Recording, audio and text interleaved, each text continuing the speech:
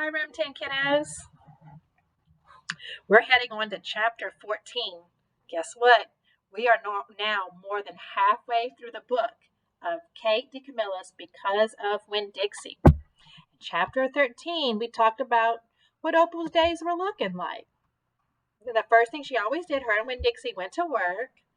She'd go visit Miss Franny at the library, and then she'd go visit Miss Gloria Dump. Where was her favorite place to visit, and Winn Dixie's favorite place to visit? Miss Gloria Dump. That was their favorite person to go visit. So now we're moving on to chapter 14. Let's hear what happens in chapter 14. Sometimes I told Gloria the story of Miss Franny Block had just told me. Or I imitated Otis tapping his pointy-toed boots and playing for all the animals. And that always made her laugh. Sometimes I made up a story, and Gloria Dump would listen to it all the way through from the beginning to the end. She told me she used to love to read stories, but she couldn't read anymore because her eyes were too bad. Can't you get some really strong glasses? I asked her. Oh, child, she said, they don't make glasses strong enough for these eyes. One day, when the storytelling was all done, I decided to tell Gloria that Otis was a criminal. I thought maybe I should tell an adult about it, and Gloria was the best adult I knew. Gloria, I said. Mm-hmm, she said back. You know Otis? I don't know him, but I know what you tell me about him. Well, he's a criminal. He's been in jail. Do you think I should be afraid of him? Oh, what for? Oh, I don't know. For doing bad things, I guess. For being in jail. Oh, child, said Gloria. Let me show you something. She got up out of her chair real slow. She took hold of my arm. Let's the two of us walk all the way out to the back of this yard. Okay, I said. We walked, and Winn Dixie followed right behind us. It was a huge yard, and I had never been all the way back in it. When we got to a big old tree, we stopped. Look at this tree, Gloria said. I looked up. There were bottles hanging from just about every branch. There were whiskey bottles, beer bottles, and wine bottles all tied with string, and some of them were clanking against each other and making a spooky kind of noise. Me and Winn Dixie just stood and stared at the tree, and the hair on the top of his head rose up a little, and he growled deep in his throat. Gloria Dump pointed her cane at the tree. What you think of this tree? I said, I don't know. What are all those bottles on it? Oh, those are to keep the ghosts away, Gloria said. What ghosts? The ghosts of all the things I've done wrong. I looked at all the bottles in the tree. You did that many things wrong? I asked her. Mm-hmm, said Gloria. More than that. But you're the nicest person I know, I told her. Don't mean I haven't done bad things, she said.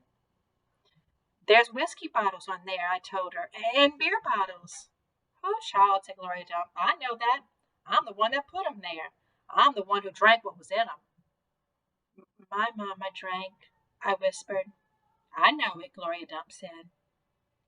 The preacher says that sometimes she couldn't stop drinking. Mm-hmm, said Gloria again.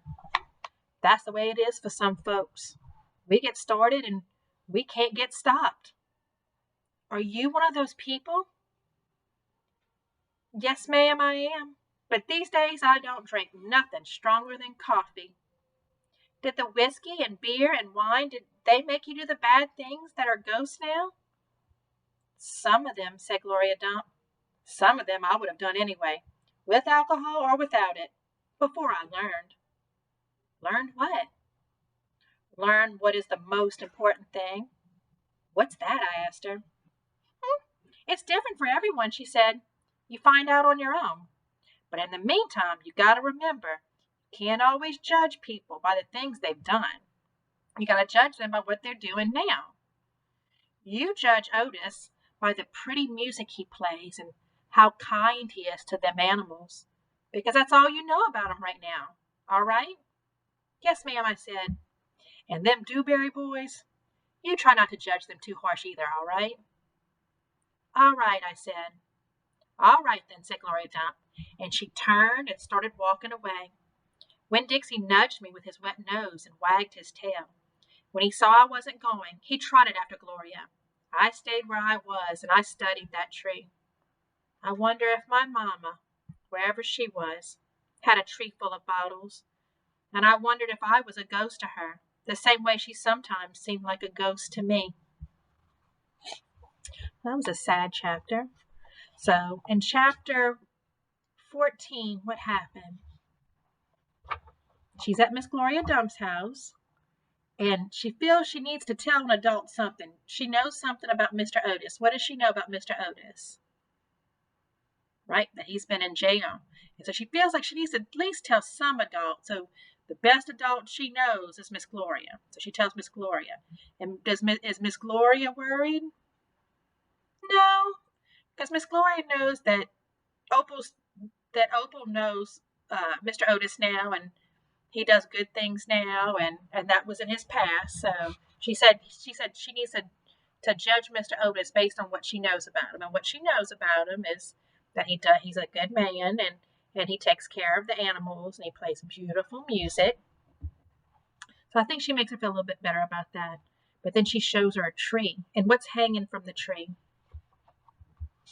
Bottles of all the stuff that Miss Gloria used to drink. And Miss Gloria said she's one of those people that can't drink that stuff. She says all she drinks now is coffee. So Miss Gloria has some things in her past that aren't that good, huh? But she's a good person now. She doesn't, and she says everybody has to find out what's most important to them, and they have to focus on that. So that was a sad chapter. So tomorrow we're going to read chapters 15 and 16. I'll see you tomorrow.